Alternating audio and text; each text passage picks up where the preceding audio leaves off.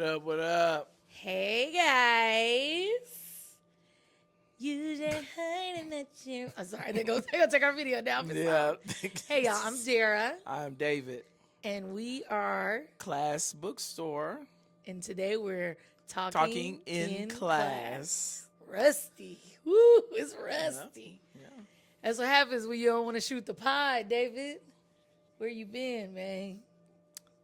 Get a distinct feeling of projection, but we gonna keep pushing. It's all man. David's fault, man. Right. What's up, y'all? Listen, it's been a minute. It's been a minute, but fall is crazy for booksellers. So I don't feel like we should be judged because holiday season, I know y'all have seen the meme going around. Bookstores make a third of their profits between October and December. Last quarter, that final quarter, fourth quarter push is real. So we've been is. trying to pay rent, get some of these books off the shelf, Yep. and survive. So, that's why the podcast, we're not podcasters by a living. Fun fact, we are booksellers. We're not. We do not make any money from ads or watches or any of that stuff. But we're open to it. We are open, definitely. Yo, Target. please. Hey, Blue Chew, all them. Blue hey, Chew, all of wait that. a minute. Whoever. Wait a minute. Bevel. Woo. Desperate times, Nike. my boy. I was just thinking of some friendly stuff. Okay, Blue Chew. Target? Well, Target. I Yeah. said Target first. No, I'm trying to think. Goodfellow and Company. Well, I mean, that's Target. Okay, So. well, Target. Peace. Well, speaking of, since we started there, might as well start with the fits of the day. Yeah. Okay, where David picked, had to get up. Oh, I got it. we'll edit that out. Woo. Okay, Yeah. so Fits of the day. fits of the day. What you wearing, my boy? I got on a Hat Club exclusive fitted. It's Detroit Tigers, the swinging tiger logo. And on my shouts out to Community Book Center in New Orleans. I have this Peace to Miss Vera and Mama Jennifer. yes, this black masking Indian on my hat. Texas Tech vintage reverse weave champion sweater, some black sweatpants, and I got these sneakers on. Had to take them off. Nike SB, Valentine's Day, Strange Love collaboration. Nasty. And I'm very proud of this shoe because I didn't pay any dollars for it. I traded in a bunch of credits on GOAT. And at the time, it was like worth $1,500. But I'm glad that I have this shoe because a lot of people don't have it or they paid a crazy amount of money for it. So, Nice. yeah. Congratulations. Well, What are you wearing? What do you? What am I wearing? What do you? What do you love? What do you love? What do you love? So, regular, hair by God. You know how we do. Glasses by Poochie. I only go get new glasses once a year. I'm not one of those switching glasses with the outfit girlies. No. I don't live like that. I'm really blind. Because you have to pay prescription for every glasses Right, you wear. and these glasses are thick, baby, because I be thinning them down so I can look halfway decent. But your girl is very blind. Okay, stigmatism by God. Okay, Coke bottle. It's wild that I gotta pay to see straight. Shirt by JCPenney. Yes. This is a JCPenney striped shirt. It's one of my faves. I'm like sad because I've had it for like 6 years, and I know like I'm one wash away from it having a hole in it. It probably has a hole in it, low key, and I'm just riding it out. But it is a very good shirt, and I love it. It's a good layering shirt. Jeans from Target as Yes. usual. And I'm gonna do my jacket last because I'm very proud of it. Shoes, some Converse. These are Chuck Taylors, but these are the platform height run star hikes. Yes. Ladies, if you love Chuck Taylors, but you hate the struggle of breaking in a Chuck Taylor, get the Run Star hike. This platform, not only is it a game changer, a lot of like just cushion for your foot, there's no breaking in. And they kind of elongate your legs and make you feel good. So get some Run Star hikes, man. Last but not least, remember when you be at Walmart picking up something completely different and you walk past the clothes and be like, okay, Walmart, This jacket is very much okay, Walmart. So it's this jacket is Lee. from Walmart. It's Lee brand. Shout out to Lee for a little comeback. I'm not really a buffalo print girly, but I really like this jacket. It's super warm. And so yeah, and it fits perfect and it's very cozy. nice on you. And so shout out to Walmart. This is one of those okay Walmart purchases. I'm never sad. Ballers on a budget. What you don't realize is, bro, we sell books. So anywhere we can get a deal. Oh yeah, man. So Topic of the day. Topic of the day. That's not how this works. Man, that's not how any of this works. So David and I have wanted to get on this podcast for a minute and just talk to y'all about how that's not how this works. The subtitle for this show would be called "There's no such thing as free shipping." Okay? At all. There's no such thing as free shipping. That's not how any of this works. So, David, you want to tell them what brought about the conversation? Yeah, man. I mean, we've been in the book industry now for 4 years, and just many of the things that we hear customers say, fellow booksellers say, and do, we look at it and we're just like, nope. Like in our head, we'll say it, or we'll give each other a look, and it's like, wouldn't do that.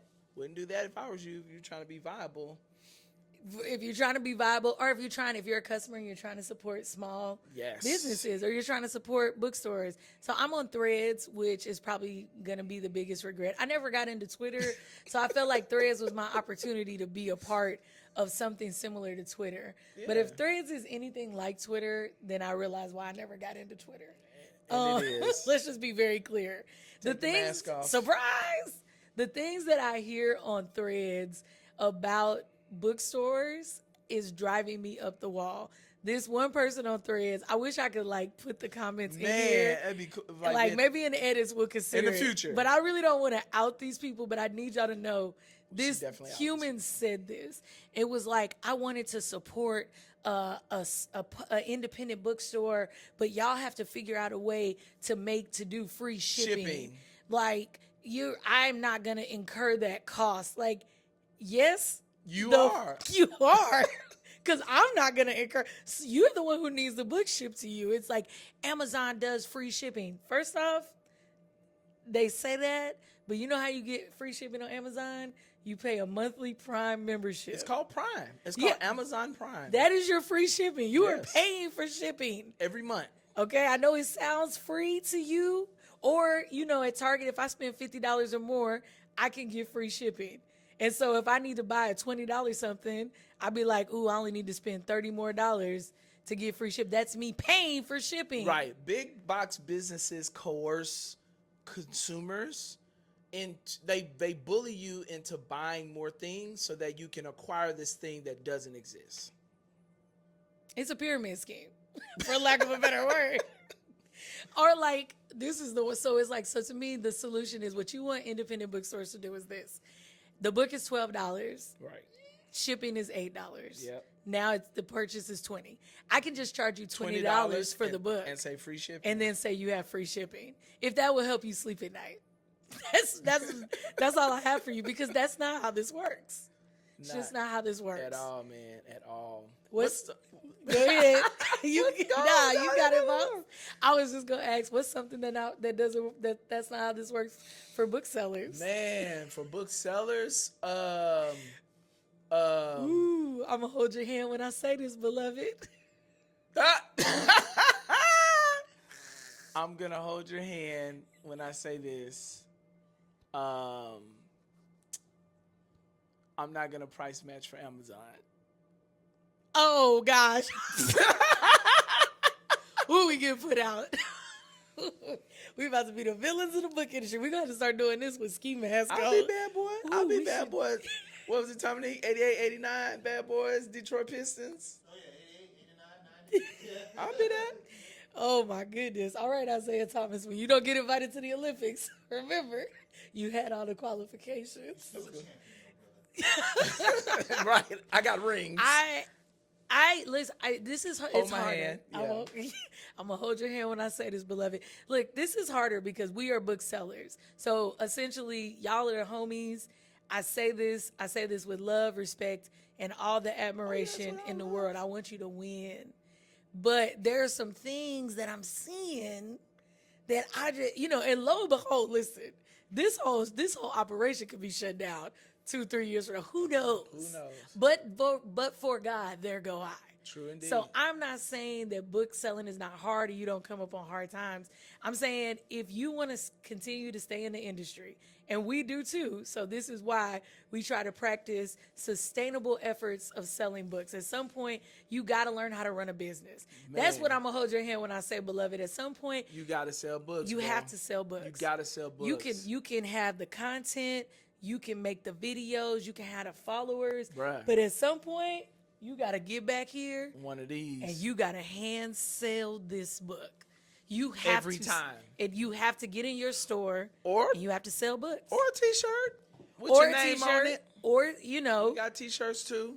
You have to sell stuff. That's why I reached for this and nothing came And in nothing. the frame. You got to sell this empty-handed. Boy. Selling the Emperor's New Clothes. Boy. I just feel, man, I just feel like I see a lot of booksellers and I'm smoke and mirrors. And I think you were content creators and you got a lot of buzz and people told you should do something. But that book selling industry is a beast and you have to learn this industry. And I'm only telling you this because I'm learning it. I'm only telling you this because I'm seeing it. Because I sit in my store and I had to learn, look, now front list, back list, P&Ls. I mean, this is just language that I had, Edelweiss. This is language that I had to learn from selling books because you get out here and you have a dream, right? Shout out to my fellow bookseller.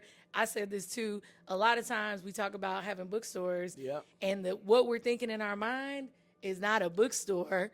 What we're thinking in our mind is a clubhouse. Boy, we should open up clubhouses and then charge a monthly cover for people to get down. Right. And then I wouldn't have to sell any books. I could just have coffee and tea and seats for you to come in and read the books that you bought off of Amazon and didn't purchase here. It'd be like Travis Scott's store here in Houston. Ooh, Space. The shade. Clock the tea. Relax.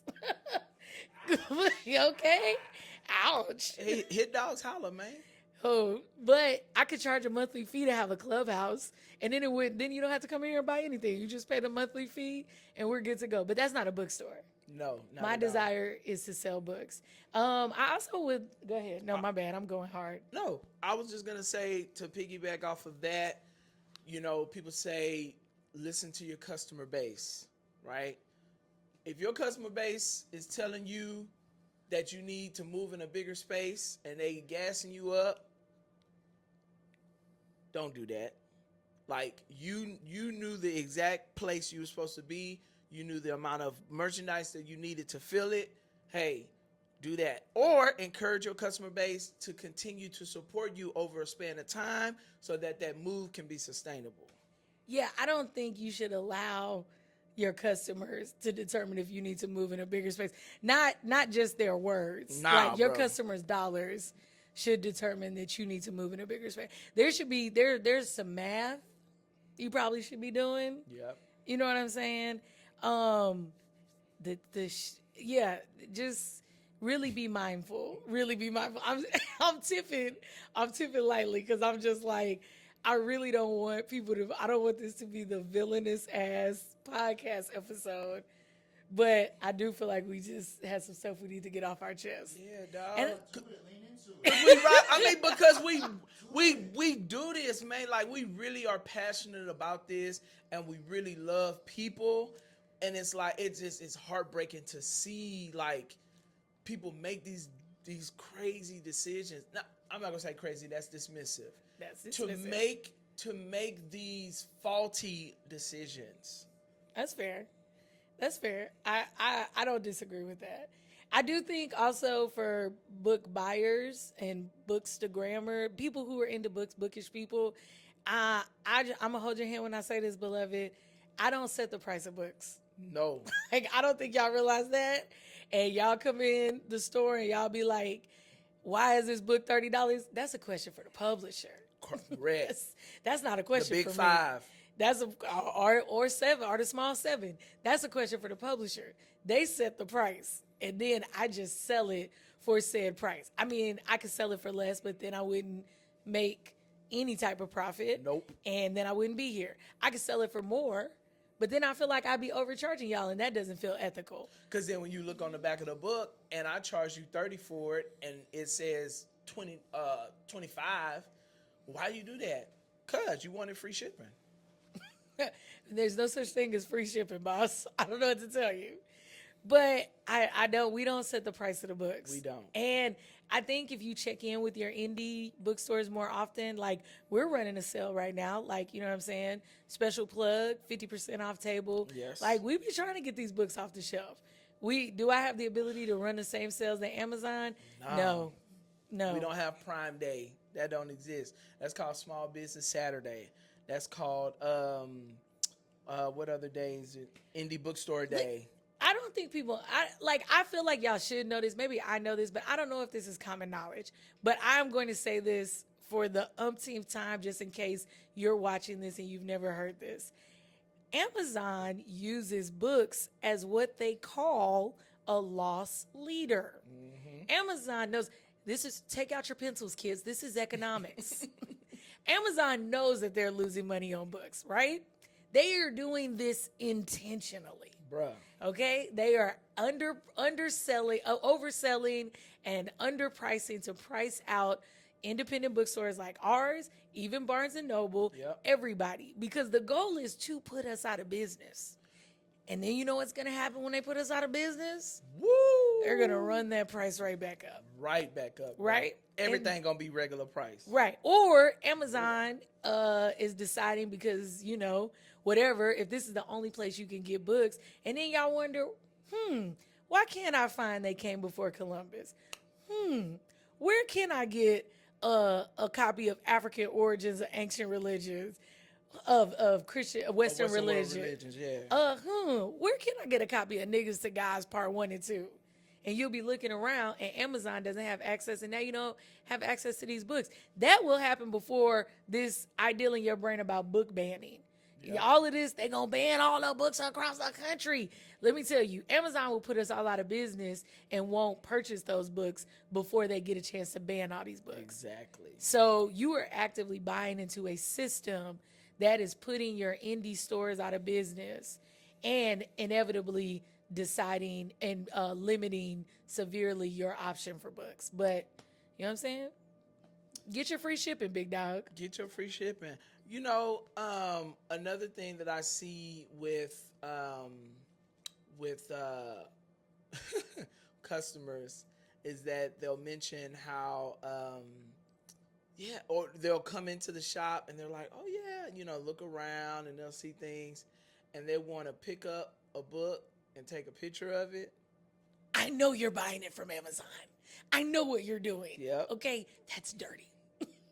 That's dirty macking. Man. Okay? Dirty. That's bro. Dirty macking. Oh man, this is a dope. But after you done walked the Roman figured road my with merchandise. them. Yeah. You handled my things. But you know who used to know what they was doing with that? Shout out to ESO One, RIP. They not here. The bookstore ain't here no more. But out in LA, they had placards. They said, don't take no pictures. No right? pictures. No photography on your phone in the shop. And I don't do that because I feel like we've contemplated doing that before, like asking people not to take pictures of our books. But we don't press y'all. Like I don't feel like I should have to do that. I feel like if you discover something dope in my store, like the moral thing to do, like the integral, what's the integrity, to act with integrity. Yeah. Thing to do would be to come back and purchase it from me. Because low-key, I put you on.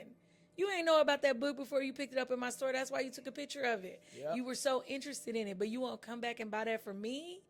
That's dirty. That's dirty, y'all. Pimp C would say you a phony and you a fraud. It's not cool, bro. Not cool. I will say, like, this episode is called That's Not How Any of This Works. I don't think that booksellers are above reproach. I do think that, we're trying. I know sometimes y'all come in Class Bookstore and y'all be like, dang, every time I come here, they don't never have what I want. It's so many books out there. Yo. It's so many. I think I read a statistic. It was like the like the big five publishers, and when I say big five, I'm referencing like Penguin Random House and Simon and Schuster and all those guys, right? They publish something like 20,000 books a year. Crazy. 20,000 books, each of those publishers. So we're now talking about $100,000 titles a year. Our book, the little bookstore that could, Class Bookstore, we can't even begin to hold 100,000 books. We can't even hold 50,000 titles in here. Even if we just bought one of each. Right. Can't do it. But we can order anything. And if you give us the same patience, a little bit more that you give, the same patience you give Target, I won't say Amazon. Nobody's as fast as Amazon. It just is what it is. But if you give us the same patience you give Target and Pretty Little Things and Fashion Nova and Shein, if you give us the same patience you give them, we can have a book to you in the same amount of time. Alibaba, DH Gates, Gates. We know where you get your fakes from. Timu, oh yeah, Timu, as my mother calls it. Actually, my mother calls Shein Shine. Well, you're over there shopping at Shine. Is that what those letters spell out to you? All right, boss, you got it. But speaking of, but you know what? The other thing about the 20,000 books, let me tell you another thing, and I'm going to hold your hand when I say this, beloved. Yes. There's more than enough space in Houston for 6 Black-owned bookstores to be supported by people in this city. Brick and mortar. Brick and mortar. Well, businesses, because I think in my 6, I'm including Candescent. Shout out Candescent. Okay. But it's 6 brick and mortar, pop up, online, whatever the case may be. Yes. Currently in this city, you for sure have 6 Black-owned bookstores in the city of Houston. There's more than enough. The tribalism got to stop, y'all. Bro. There is not one Black-owned bookstore in this city. There's not 2. Y'all are up to 6, and there's one on most of everybody's side of town. We have spaced out pretty well. Yeah. And we have curated even better. I guarantee you, if you take the trip, every one of us has curated differently. You will find something unique in each of our stores that you have not found. So they're in the other store. So there's no reason for you to feel like, oh, I only shop at Class Bookstore. That's the only bookstore. That's the only Black-owned bookstore. We are not. No. We are not the only Black-owned bookstore. And I've stopped people in mid-conversation when, like, I'm walking with somebody and we chopping it up, and then another person 3 comes up and they're like, yo, this David, him and his wife own Class Bookstore. They the only. I've stopped people. Hey, man, no, we're not. You know what I'm saying? No disrespect, but there are 5 others. And they look at me like, wow, like you really are telling about, yes. Because we want everybody to be able to have a piece of this pie. And there's no, it's not no scarcity. We're not operating in scarcity. You have more than enough. You can support all of us and Amazon during the year if you just had to support Amazon. But you could support all of us. And you could. Yeah. And you would be